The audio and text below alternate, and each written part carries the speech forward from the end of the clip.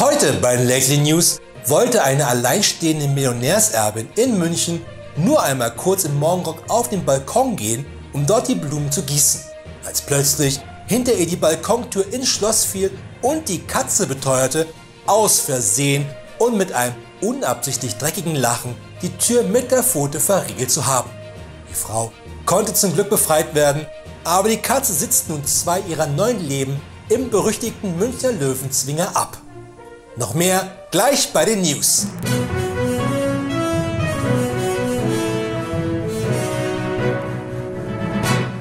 Hier ist Berlin mit der einzig wahren Nachrichtensendung dieser und der nächsten Welt.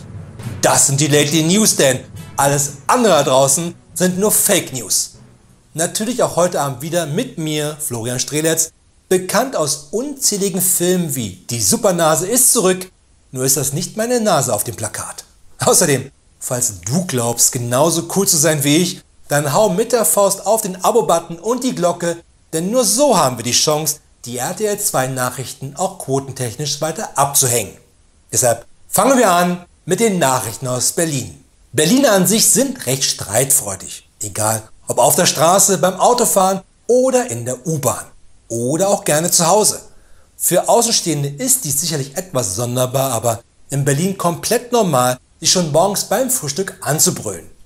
Eine etwas andere Art des Streitgespräches mussten nun ein Polizisten in Berlin-Köpenick schlichten. Anwohner hatten sie gerufen, weil sie aus der Nachbarswohnung seit geraumer Zeit ein lautes Streitgespräch vernommen hatten. Und dabei gilt, 15 Minuten Streitgespräch sind in Berlin normal und gesetzlich erlaubt, länger als das und es gibt Saures vom Elektroschocker von der Polizei.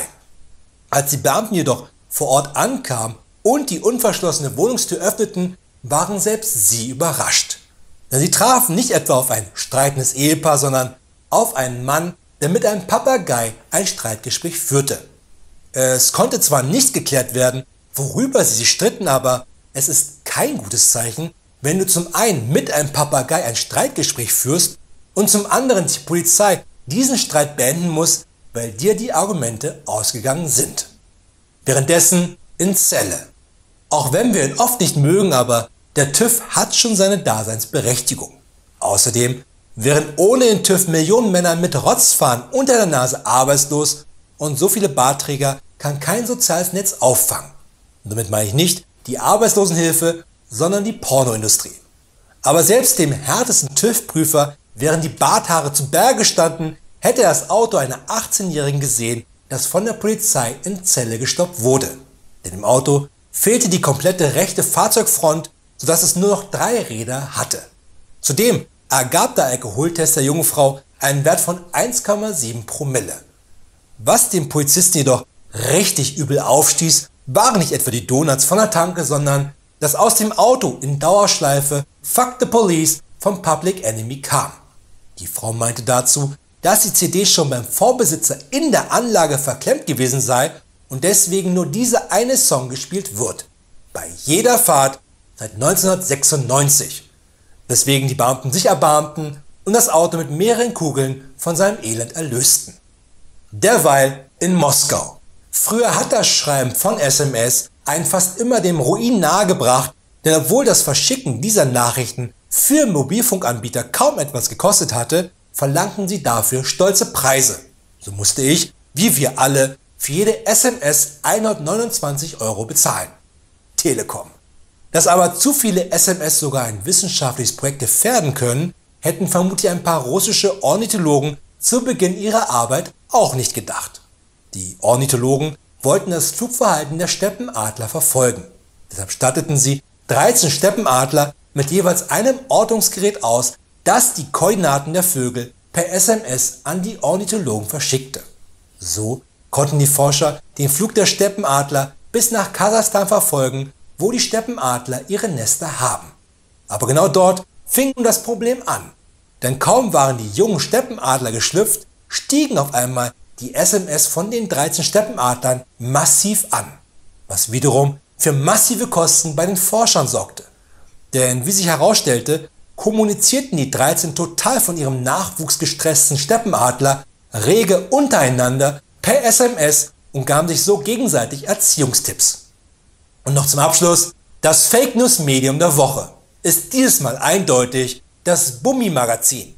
Es hat sich gezeigt, dass das Failing Bummi-Magazin nur vollgestopft ist mit Fake News.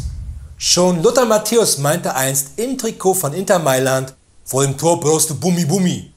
Zufällig wurde ich kürzlich nachnominiert für die Fußballnationalmannschaft eines Landes mit einem sehr alten Scheich, riesigen ÖV-Kommen, einem noch dickeren Bankkonto und einem etwas überambitionierten Kronprinzen, der auf Knochensägen steht.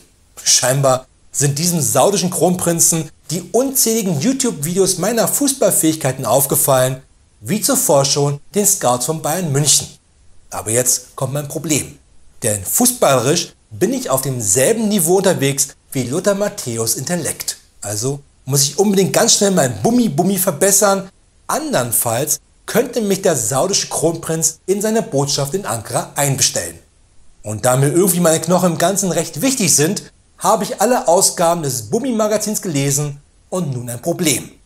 Denn jetzt habe ich so viel Bummi in meinem Bein, dass ich nicht mehr mit herkömmlichen Adidas Fußbällen trainiere, sondern mit original Heidelberger Betonkugeln. Deshalb sei nicht gewarnt, Bummi-Magazin, die grüne Lately Fake News Karte an dich und du stehst ab sofort nicht mehr unter der Beobachtung der saudischen Botschaft in Ankara. Das waren die Lately News. Wir sehen uns wieder am Montag. Und nicht vergessen, alles andere da draußen sind nur Fake News.